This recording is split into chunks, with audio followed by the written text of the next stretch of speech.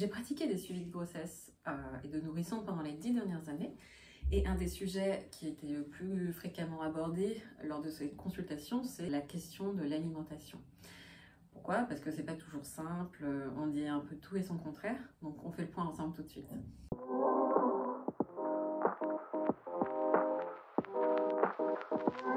La question de l'alimentation pendant la grossesse. Alors la première chose à dire, c'est que cette vidéo va concerner tout ce qui va être grossesse non pathologique, ça veut dire non associée à une maladie. Et ce qui reste valable aussi dans tous les cas, c'est si vous avez un doute, il va toujours être conseillé d'en parler de toute façon à son médecin. On va aborder les sujets suivants. Donc dans un premier temps, tout ce qui va être les supplémentations recommandées. Dans un deuxième temps, on va parler de tout ce qui va être alimentation avec des menus types, par exemple, et activité physique. Pareil, des exemples d'activité physique. Et dans un troisième temps, on va aborder la fameuse question de qu'est-ce qui est autorisé et qu'est-ce qui ne l'est pas pendant la grossesse. Alors concernant tout ce qui va être supplémentation, la première chose à savoir, ça va être l'importance de la supplémentation en acide folique, donc c'est la vitamine B9, et ça va être important de le mettre en place même avant la grossesse. En général, on conseille 3 mois avant. Alors l'acide folique, c'est quoi?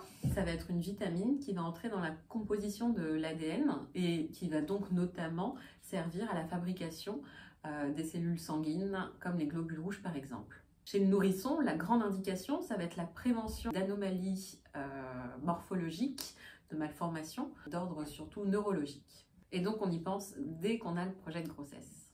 Le deuxième type de supplémentation abordée, ça va être la grande question du fer. Donc le fer, ça va entrer dans la composition des globules rouges et donc une carence en fer peut entraîner ce qu'on appelle une anémie, donc une diminution du nombre de globules rouges. Les globules rouges, grosso modo, à quoi ça sert? Ça va être surtout à transporter l'oxygène. Donc chez la maman ou chez n'importe quel patient, une diminution du nombre de globules rouges, donc une anémie, peut entraîner des symptômes comme une fatigue, un essoufflement, une chute de cheveux, des maux de tête. Et chez le nourrisson, pourquoi ça peut être problématique? C'est que pour apporter tout ce qu'il faut pour le développement du nourrisson, il y a un organe qui va être mis en place, vous en avez entendu parler, c'est le placenta. Et donc il y a des échanges qui vont se faire au niveau de ce placenta, notamment l'apport en sang. Et donc ce sang, donc ces globules rouges, en cas d'anémie, vont être moins concentrés, entre guillemets. Et ça risque d'entraîner des anomalies de développement, comme des retards de croissance, des petits poids de naissance ou des menaces d'accouchement prématuré. Et ça va être d'autant plus intéressant de le vérifier en début de grossesse, parce que ce qui va être très très fréquent chez la femme, c'est que certaines patientes vont présenter des cycles qui vont être courts ou alors des règles abondantes et vont être souvent carencées en fer. Donc si on part déjà d'une situation où on n'a pas beaucoup de réserve de fer, sachant que tout au long de la grossesse, l'évolution, elle est comme ça, on risque de se retrouver dans une situation de grande anémie avec les risques qu'on vient de citer. Et donc c'est là où ça va être hyper intéressant de vérifier qu'il ne faille pas instaurer dès le début de la grossesse une supplémentation en fer. Donc ça va être tout ce qui est côté médicamenteux, entre guillemets. Vous pouvez demander une ordonnance à votre médecin ou à votre sage-femme. Et à côté de ça, il va y avoir tout ce qui est non médicamenteux, donc quelle alimentation adopter pour essayer d'optimiser ses réserves en fer. Donc le grand classique, ça va être les abats, mais pendant une grossesse, c'est pas forcément ce qui va être le plus adapté. Donc on va plutôt conseiller d'autres grands classiques, comme la viande rouge, les volailles, notamment les parties cuisses, le poisson, comme les sardines par exemple. Ensuite, au niveau végétal, on va avoir un autre grand classique, les légumineuses, notamment les lentilles. Et puis on peut aussi trouver du fer dans les légumes verts, comme le persil par exemple. Autre point de vigilance par rapport au fer, c'est que la consommation de thé peut empêcher l'absorption du fer au niveau intestinal. Donc on essaye d'éviter le thé, ou alors on prend des choses où il n'y a pas de théine, comme des infusions par exemple. Autre sel minéral dont l'apport va être important, ça va être la question du calcium. Alors le calcium, ça entre bien sûr dans la composition du squelette. Ça va être important chez la maman parce que le squelette souffre pendant la grossesse et ça va être aussi important chez le bébé, notamment au 2e et surtout au 3e trimestre parce que sa croissance va être exponentielle et donc les besoins en calcium aussi. On n'oublie pas la vitamine D. Pourquoi? Parce que c'est quelque chose qu'on ne va pas trouver dans l'alimentation, qu'on fabrique avec le soleil, et le fait est qu'on est quasiment tous carencés en vitamine D. Donc pour bien fixer le calcium, on a besoin de vitamine D, et donc il y a une supplémentation qui va être préconisée pendant la grossesse. Et là, la question c'est où est-ce qu'on trouve du calcium dans l'alimentation? Alors le calcium, on va bien sûr en trouver dans les produits laitiers, donc le lait, yaourt, fromage blanc, tout ce qui va être fromage avec les précautions liées au fromage, dont on va parler plus tard. On va aussi en trouver dans les légumes verts, comme les épinards, les brocolis, les choux, et dans tout ce qui va être boissons végétales, notamment celles qui vont être enrichies en calcium. Alors pour celles qui présentent des soucis d'intolérance au lactose, l'alternative classique, c'est de boire des eaux riches en calcium. C'est ce qui va être le cas par exemple pour Contrex, pour Hépar ou pour Courmayeur pour les plus connus. Alors ensuite va venir la question de l'alimentation équilibrée et de l'activité physique, si bien sûr c'est OK sur le plan obstétrical.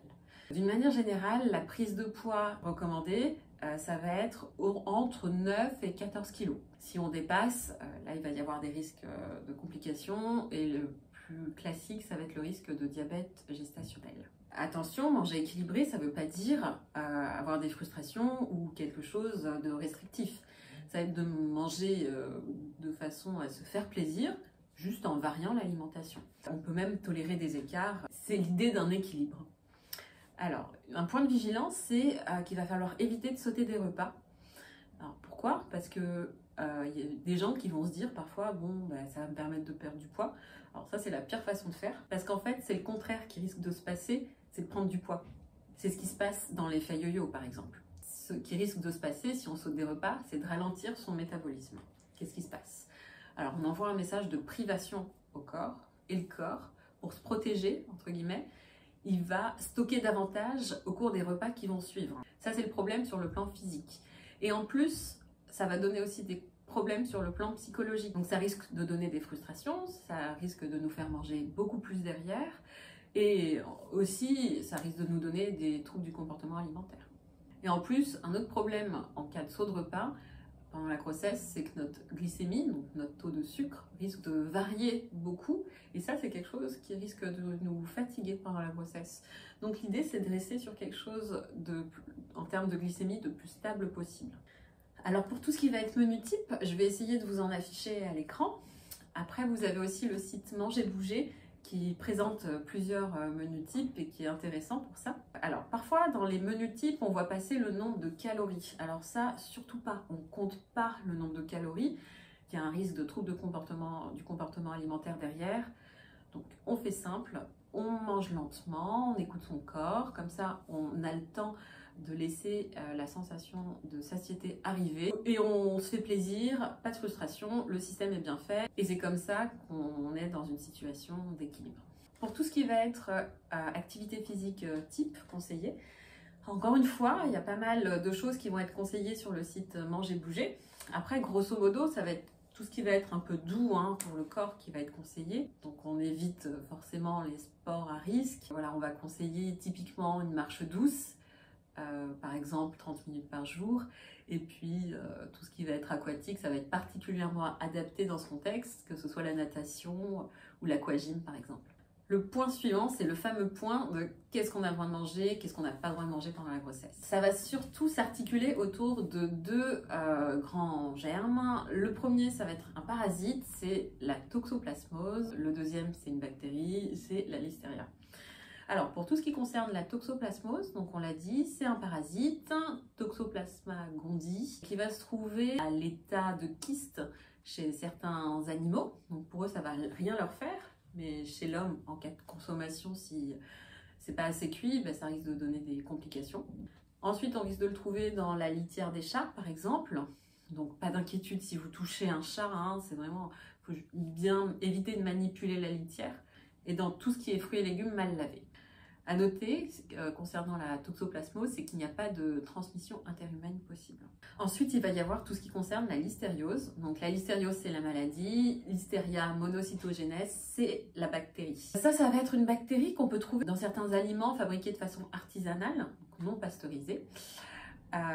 et qui va typiquement donner un syndrome grippal, de la fièvre. Contrairement à la toxoplasmose, c'est souvent asymptomatique. Alors dans les deux cas, c'est problématique parce que ça risque de donner des complications chez le fœtus ou le nouveau-né. Et donc de tout ça, on va déduire les règles à appliquer. Alors la première, c'est d'éviter les œufs crus, éviter les produits laitiers artisanaux, donc non pasteurisés. Ensuite, il va y avoir la question des fromages. Donc on évite tout ce qui est fromage non pasteurisé, les fromages au lait cru, les fromages à coups de fleuris. On lave bien les fruits, on lave bien les légumes, on cuit bien la viande, les volailles, les poissons, les fruits de mer. On évite les charcuteries.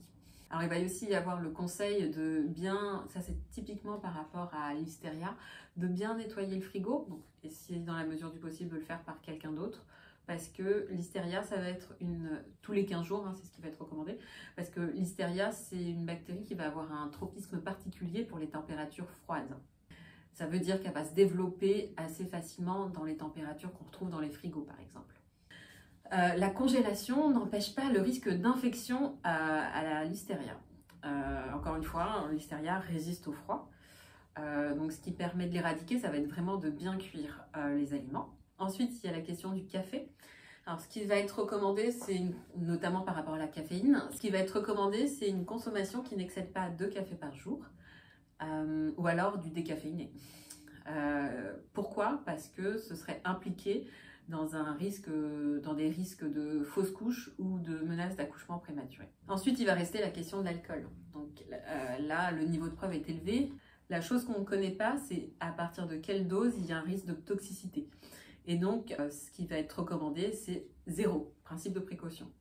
Alors pourquoi? Parce que l'alcool peut entraîner des risques de retard de croissance, de problèmes pour le développement cérébral, avec par exemple un retard des acquisitions, retard de la lecture, voilà, ce genre de choses. Et dans les cas les plus sévères, on peut avoir ce qu'on appelle le syndrome d'alcoolisation fœtale, avec des enfants qui vont avoir des complications graves, qui peuvent se manifester sous la forme d'anomalies physiques, notamment au niveau du visage. Il y a un faciès particulier qui est retrouvé. On peut aussi constater un retard mental, un handicap moteur, ou des malformations d'organes, comme cardiaque par exemple. Alors si vous avez des difficultés par rapport à tout ça, il y a bien sûr le site Alcool Info Service, qui est de bons conseils. Donc, ça va être tout. Comme toujours, si vous avez des questions, des précisions, n'hésitez pas à laisser un commentaire. S'il manque des choses, pareil, n'hésitez pas à laisser un commentaire. C'est toujours intéressant d'avoir vos retours par rapport à ça. Je vous remercie d'avoir regardé la vidéo et je vous dis à bientôt. Bye!